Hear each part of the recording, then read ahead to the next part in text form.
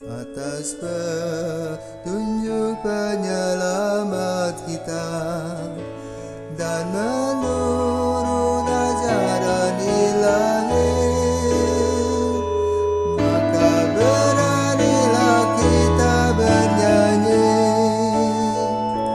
Bapa kami yang ada di surga, dimuliakanlah namamu. Saudara-saudari terkasih, selamat pagi, selamat tahun baru 2022. Salam Sabda Siap Saji 1 Januari 2022, di mana kita merayakan Hari Raya Santa Perawan Maria Bunda Allah, Hari Perdamaian Sedunia, dan Hari Sabtu Imam. Marilah kita berdoa dalam nama Bapa dan Putra dan Roh Kudus. Amin. Salam Bunda yang suci, Bunda mulia, penguasa abadi yang memerintah surga dan bumi. Ya Allah, Engkau telah memilih Perawan Maria menjadi Bunda yang melahirkan putramu, sehingga kami dapat mengalami kehadiran-Mu di tengah-tengah kami. Bantulah kami untuk meneladan kesetiaan Santa Perawan Maria dalam merenungkan sabda-Mu dan melaksanakan kehendak-Mu. Dengan pengantaran Tuhan kami Yesus Kristus Putra-Mu, kini dan sepanjang masa. Amin. Tuhan bersamamu dan bersama roh-Mu. Inilah Injil Yesus Kristus menurut Lukas. Lukas bab 2 ayat 16 sampai dengan 21. Dimuliakanlah Tuhan. Setelah mendengar berita kelahiran penyelamat dunia, para gembala cepat-cepat berangkat ke Bethlehem dan mendapat Maria dan Yesus serta bayi yang terbaring di dalam palungan. Ketika melihat bayi itu, para gembala memberitahukan apa yang telah dikatakan kepada mereka tentang anak itu. Dan semua orang yang mendengarnya heran tentang apa yang dikatakan gembala-gembala itu. Tetapi Maria menyimpan segala perkara itu di dalam hati dan merenungkannya. Maka kembalilah gembala-gembala itu sambil memuji dan memuliakan Allah, karena segala sesuatu yang mereka dengar dan mereka lihat, semuanya sesuai dengan apa yang telah dikatakan kepada mereka. Ketika genap 8 hari umurnya, anak itu disunatkan dan ia diberi nama Yesus, yaitu nama yang disebut oleh malaikat sebelum ia dikandung ibunya. Demikianlah sabda Tuhan, terpujilah Kristus. Saudaraku yang terkasih, setiap gadis yang kemudian menikah dan mengandung, maka gadis tersebut mempersiapkan diri untuk menjadi seorang ibu. Dan ini merupakan awal dari pendampingan kehidupan yang akan dilanjutkan sampai akhir hidupnya. Dengan kelahiran putra atau putrinya, wanita ini berubah menjadi seorang ibu yang 24 jam memikirkan apa yang terbaik untuk anaknya. Perjuangan seorang ibu tidak kenal lelah. Karena apa? Bayi itu adalah darah dagingnya. Seluruh cinta dan perhatian dicurahkan kepada anak, khususnya anak pertamanya.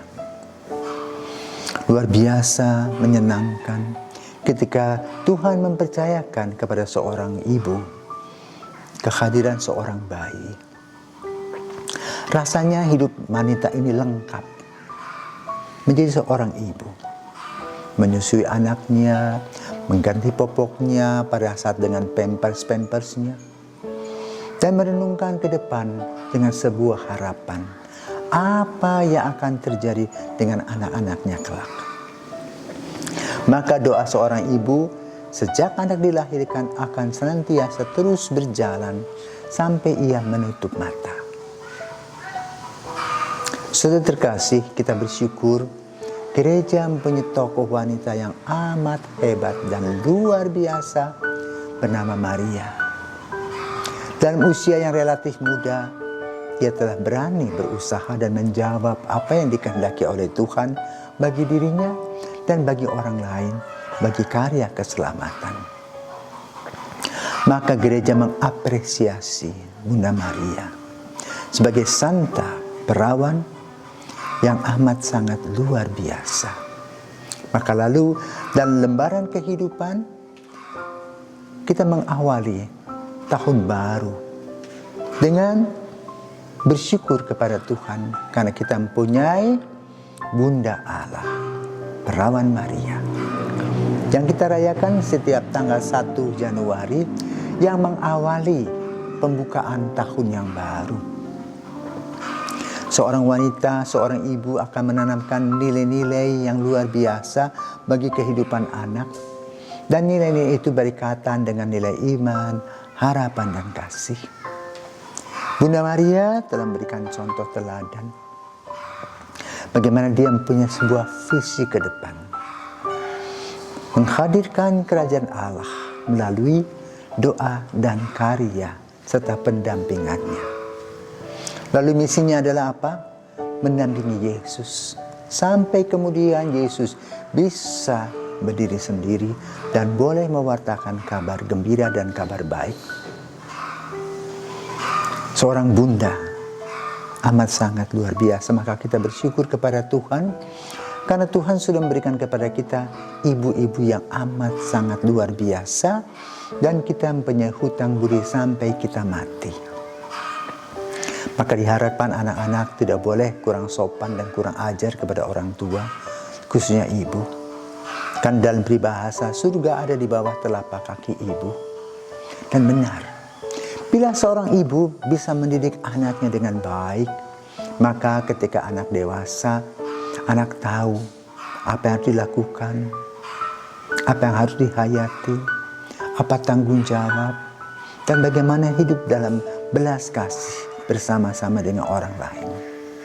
Tahu sopan santun, menggunakan inspirasi-inspirasi bagi pemberian diri untuk orang lain. Namun, kalau seorang ibu salah didik, hancurlah dunia ini. Surga tidak ada lagi di bawah telapak kaki ibu, melainkan sebuah neraka. Kenapa? Anak tidak berbuah, tidak berbunga, melainkan merepotkan banyak orang. Maka pada hari ini mari kita bersyukur kepada Tuhan, khususnya kepada Ibu Maria yang telah menjawab ya dengan fiat-Nya. Aku ini hamba Tuhan, jadilah padaku menurut perkataanmu. Dan itu dilaksanakan dengan konsekuen. Sama seperti para ibu yang berada di pelaminan dalam sakramen perkawinan dengan mengatakan ya, saya mencintai. Saya mau mengikuti apa yang menjadi tugas saya. Dan perlu dilakukan secara konsekuen. Karena itu dalam kehidupan keluarga, warna-warni yang telah dibuat Maria dan Yusuf, yaitu berdoa sambil berkarya, merupakan sebuah kekuatan. Sambil memperhatikan adanya peluang-peluang dalam kehidupan kita, hambatan-hambatan yang kita akan lewati, kemudian juga hal-hal positif dalam hidup, yaitu apa?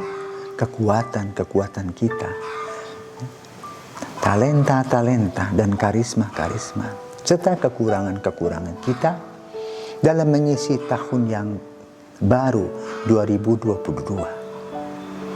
Semoga kita senantiasa diberkati, dan marilah kita mengikuti teladan Bunda Maria yang mempunyai konsep, aku ini hamba Tuhan, jadilah padaku menurut perkataanmu.